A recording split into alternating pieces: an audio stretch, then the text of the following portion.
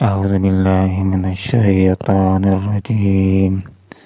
بسم الله الرحمن الرحيم.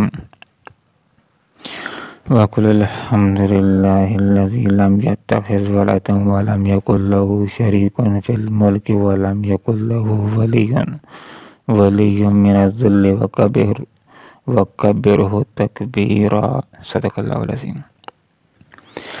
سبحانك لا علم لنا إلا ما علمتنا إنك أنت العليم الحكيم.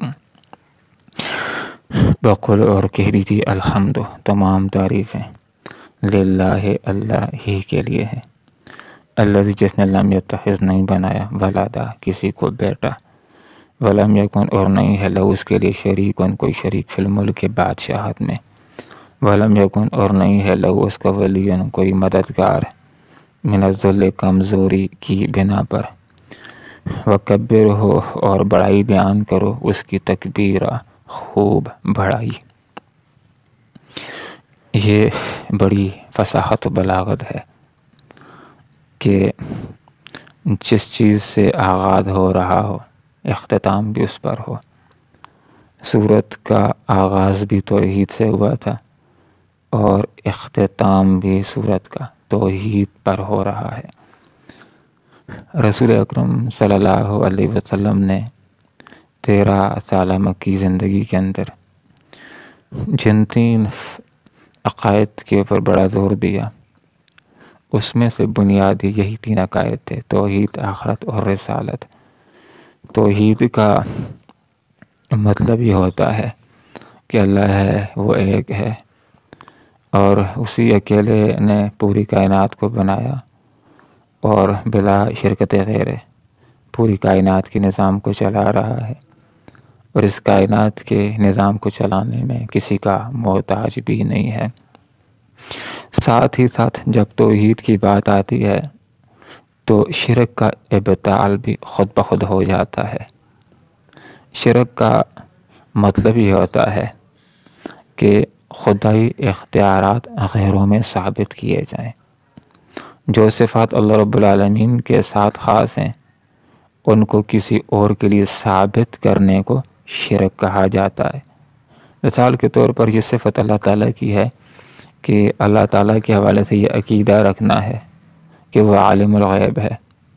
اب اگر ایک آدمی یہی صفت کسی اور کے لیے ثابت کرے کہ فلاں ہستی یا فلاں نبی یا فلاں پیر بھی اسی طرح غیب کو جانتا ہے جس طرح اللہ تعالیٰ جانتا ہے، تو یہ شرک ہے۔ یا اسی طرح ایک آدمی کا یہ عقیدہ ہے کہ سب کچھ اللہ رب العالمین جاننے والا، جیسا علم اللہ رب العالمین کے پاس ہے فلاں ہستی کے پاس بھی ایسا علم ہے، تو یہ بھی شرک ہے۔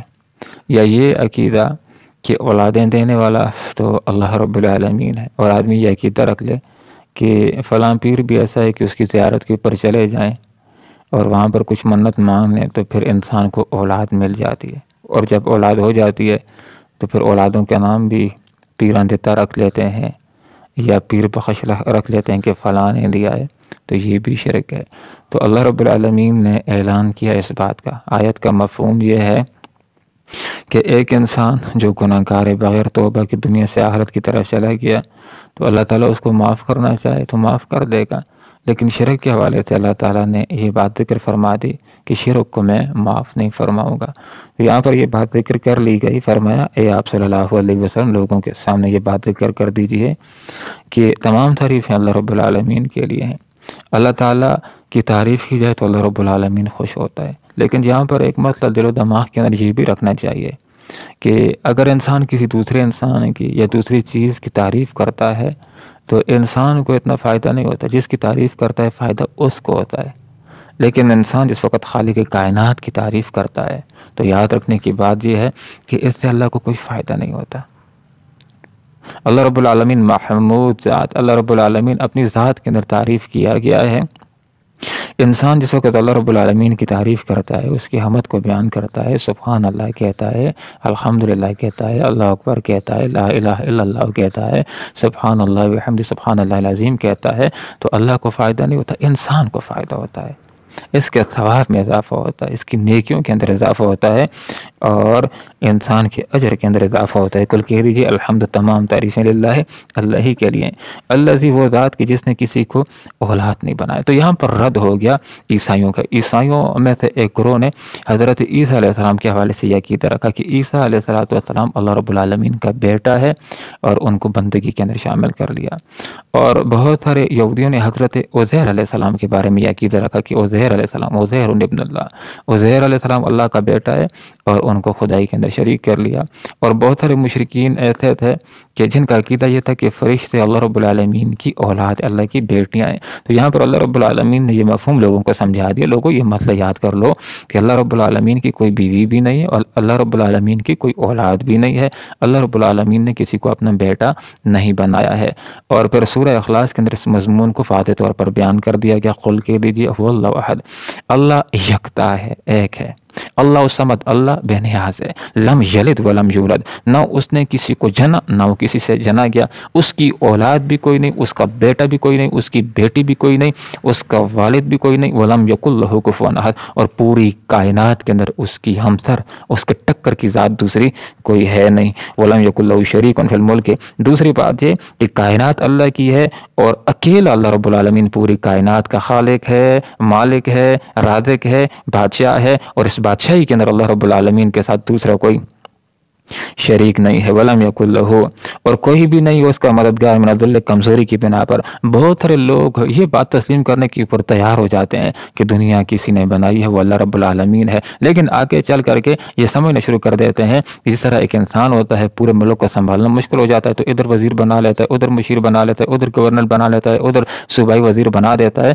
تو بہت سارے لوگ سمجھتے ہیں کہ اللہ تعالیٰ کمزور ہے، پوری کائنات کو کنٹرول نہیں کر سکتا، پھر اس کے ساتھ چھوٹے چھوٹے خدا بنا لیتے ہیں کہ یہ خدا ہے جو بارشیں دینے والا، یہ خدا ہے جو اولادیں دینے، فلاں کے پاس جاؤ گے تو وہ بگڑیوں کو بنانے والا ہے۔ تو اللہ رب العالمین کو کمزور سمجھتے ہیں اور بہت سارے خدا اس کے ساتھ گڑنے شروع کر دیتے ہیں۔ تو بات سمجھا دی کہ لوگوں، اللہ کو بندوں کے اوپر قیاس نہ کرو، بندے کمزور ہیں، ان کو نظام چلانے کے لیے مددگاروں کی ضرورت ہے، صوبائی صوبیداروں کی، عہدیداروں کی ضرورت ہے، وزیروں مشیروں کی ضرورت ہے۔ یہ کمزور ہوتے ہیں اور ملک کے لوگوں کے حالات سے براہ راست آگاہ بھی نہیں ہو سکتے، کوئی بتلاتا ہے یا واسطے کے ذریعے سے ان کے علم میں آتی ہے۔ اللہ رب العالمین تو وہ ذات ہے جو براہ راست ہر کسی سے آگاہ ہے۔ ایک انسان اللہ تعالیٰ کو براہ راست پکار سکتا ہے، اللہ تعالیٰ پکار کو سنتا ہے، لوگوں کے مسائل کو بھی حل کرتا ہے۔ تو فرمایا لوگوں، اللہ کو کمزور سمجھتے ہو اور اس کے ساتھ اوروں کو شریک ٹھہراتے ہو، ایسی بات نہیں، اللہ کمزور نہیں ہے۔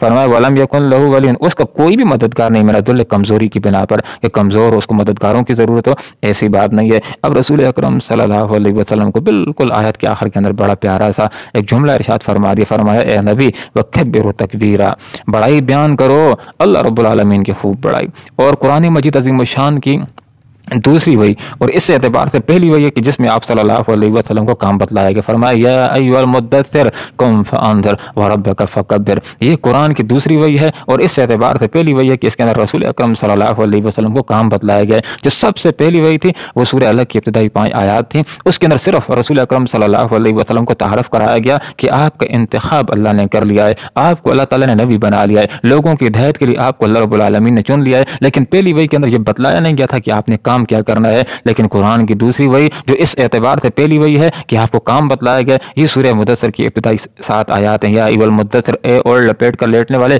قم فانذر، یہ بتلایا گیا کہ اب لیٹنے کا وقت ختم ہو گیا ہے، اب آرام کا وقت ختم ہو گیا ہے، اب آپ نے اٹھ کھڑا ہونا ہے، لوگوں کو انذار کرنا ہے، لوگوں کو بتلانا ہے کہ لوگوں اسی شرک میں رہے تو تمہاری دنیا بھی خراب ہو جائے گی، آخرت بھی خراب ہو جائے گی، لہذا توحید کے راستے کی طرف آ جاؤ۔ اور فرمایا ایھا المدثر قم فانذر وربک فکبر، نبی کو بتلایا گیا کہ جہاں اور وڈیروں کی بڑائی کو بیان کرتے ہیں، ابو جہلوں کی بڑائی کو بیان کرتے ہیں، بتوں کی بڑائی کو بیان کرتے ہیں، اے نبی آپ اللہ کی بڑائی کا اعلان کر دیں کہ کوئی بڑا نہیں ہے، اگر کوئی بڑا ہے تو اللہ رب العالمین بڑا ہے۔ اور یہ جو اللہ اکبر ہے، اللہ سب سے بڑا ہے، یہ پوری دنیا کے اندر اسلامی تحریکوں کا شعار بن چکا ہے۔ نعرہ تکبیر کی آواز بلند کرتے ہیں، نعرہ تکبیر اللہ اکبر، اور ہم جس وقت آذان بھی دیتے ہیں اس کے اندر بھی کبریائی کا اعلان ہوتا ہے کہ بڑا کوئی دوسرا نہیں ہے، اللہ اکبر، بڑا ہے تو محض اللہ رب العالمین کی ذات بڑی۔ جس وقت ہم نماز کے اندر داخل ہوتے ہیں تو اللہ اکبر کے الفاظ سے اللہ کی بڑائی بیان کرتے ہیں کہ کوئی پیسہ بڑا نہیں ہے، کوئی وزیر بڑا نہیں ہے، کوئی نظام بڑا نہیں، کوئی اور بڑا نہیں ہے، بڑا ہے تو اللہ ہے۔ جب اللہ بڑا ہے تو اس کا حکم بھی بڑا ہے، تو اس کے جو قرآن کے اندر احکامات ہیں یہ بھی